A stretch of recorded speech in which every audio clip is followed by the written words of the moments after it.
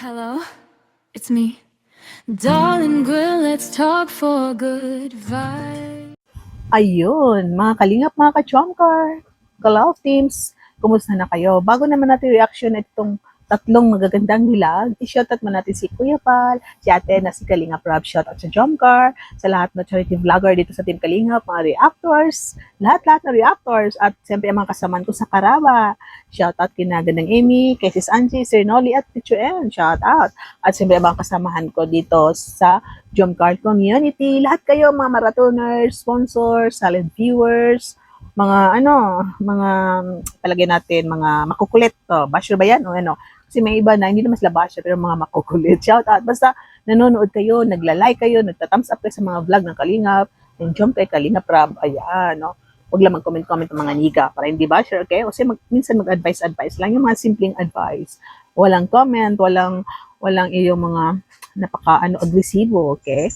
So ito itong tatlong topic natin, unahin natin si Kyla. Ay nako, kaka-birthday lang ni Kyla. Ito pala si Kyla, no, is yung pumunta kami sa Dait 19. Ito, 20 na siya noong isang 3 days ago. Last week, 20 years old na pala si Kyla. At yun, tuloy pa rin daw ang pag-aaral niya. Hindi pa rin nagbabago yung mahiyain siya, lagi nagkaganon. Mahilig siya yung kay Kyla, mahilig siyang tumatawa, nagtatakip, mahilig siya maganon. Kasi siguro parang napapaluhan, no, emotional siya or talagang mahiyain siya. Ngayon, na-surprise siya. Sabi nga niya, pangalawang birthday na niya sa Kalingap or pangalawang birthday niya sa Kalingap o pangalawang business na niya na experience. Pangalawa na niya experience na nagkaroon ng cake. No? Yung last year, nag-birthday siya, dinalhan ng cake ng Keyboy sa Kalingap Tahanan. At dito, si Kalingap Rob na naman, no? May surprise na cake. At ito, may surprise na naman niya si Mike. And si Mike, kung naalala po sa Kalingap Tahanan, mayroong Mikaela. Ano ba yun? Kasi, Kayla, tapos Mike. Parang Mikaela at ano, no? So ito, dahil wala daw pasok, Friday ni Mike, naisipan niya sumama kina Kalingap Rob kasi siguro narinig niya na birthday ni Kyla, sumama para bumate at nako, na-surprise si Kyla. Magpapakita tayo ng video paano siya na-surprise.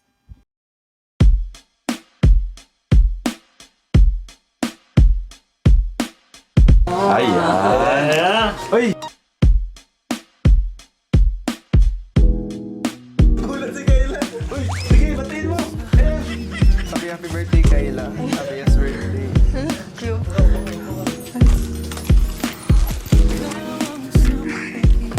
Parang natahimik si Kayla, guys. Ayan, talagang pugi ang batang ito. Itong si Mike pala, no?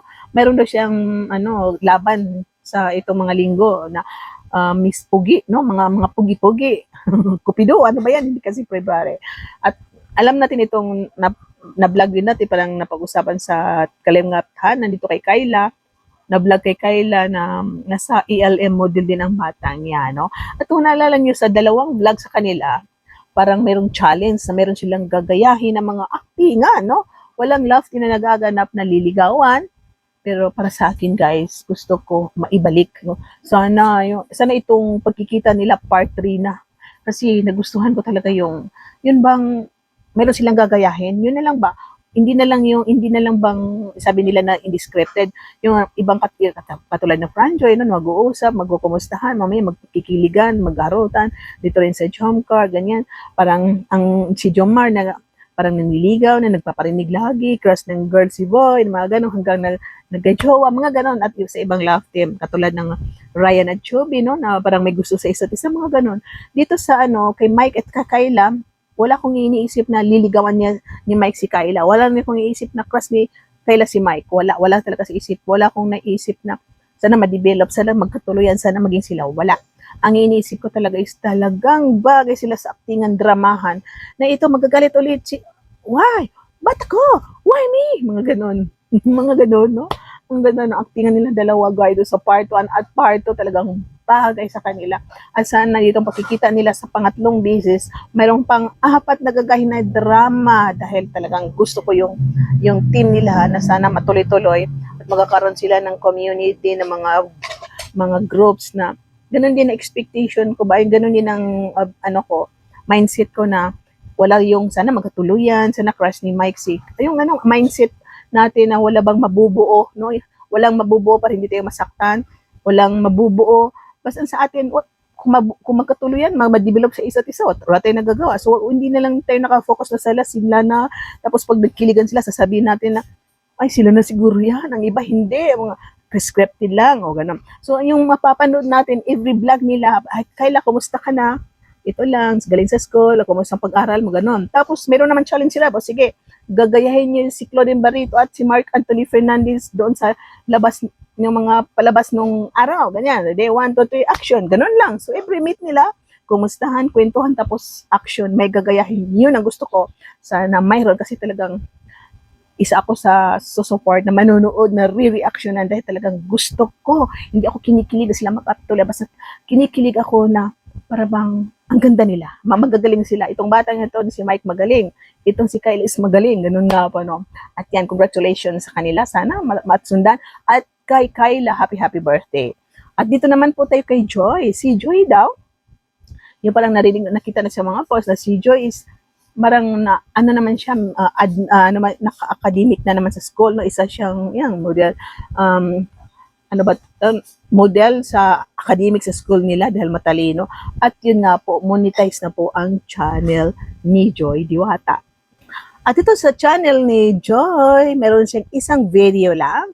Meron siyang 47,200,000. Imagine that.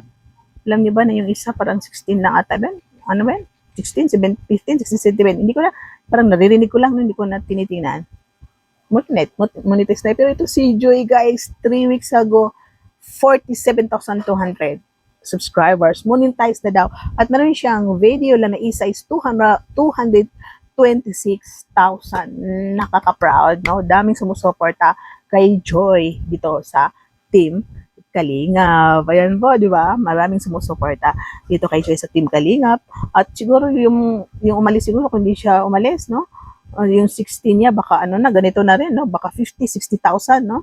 So, yung 16 subscriber niya, baka 50,000. Pero tapos na yun. Hindi natin i-compare. Sa atin lang na yung, pag nasa Kalingap ka talagang alagang-alaga. Maraming supporters tayo sa Kalingap. Hindi ko kino-compare, no? Na mas magaling si ganito, mas magaling si ganyan. Ang kino-compare ko, ang ipuin ko, pag nasa Kalingap ka, talagang alagang-alaga ka, mga Kalingap. Kaya congratulations kay Joy. Dahil monetize na siya, ang ganda ng grades niya sa school, academic awards, at itong channel niya is mabilis na. So, mag-i-income na si Joy, no? So, hindi natin alam kailan siya mag-upload, kailan siya sabihan ni Rab na mag-upload, ganyan-ganyan, kasi alam po natin na dito talaga sa social media, lalo sa mga Kalingap Indian, ang issue talaga, no? Ito kay Joy, hindi natin alam kung mayroon namang maninira, hindi natin alam sana, wag yung mangyari. Kasi ito kay Carla, nakita natin yung bashing, grabe talaga.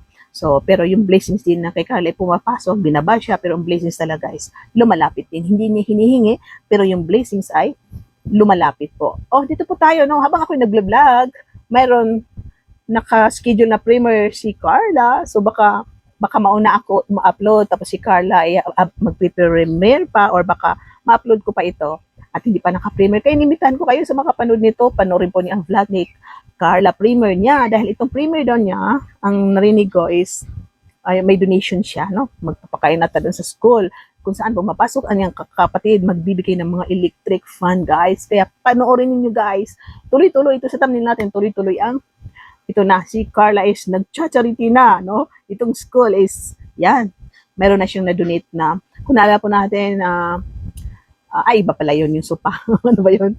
O, yung naalala natin, parang nagbigay rin ng electric fan. Wala. Parang hindi ko naalala. Cut. Sino ba yung nagbigay ng electric fan? So, basta may nabigay rin ang Carla sa paaralan na yan kasi dami-dami ng Kalingap Angels natin. No? So, hindi natin maalala kung sino yan. Huwag nyo na i-comment kung wala na sa Kalingap pa. Huwag nyo na i-comment kung wala na sa Kalingap yung naalala ko. Basta guys. So, panoorin nyo guys ang premiere ni Kalingap, Carla Tupular, ang kanyang charity or beneficiary ba yan? Kasi beneficiary talaga tutulan. Basta charity guys.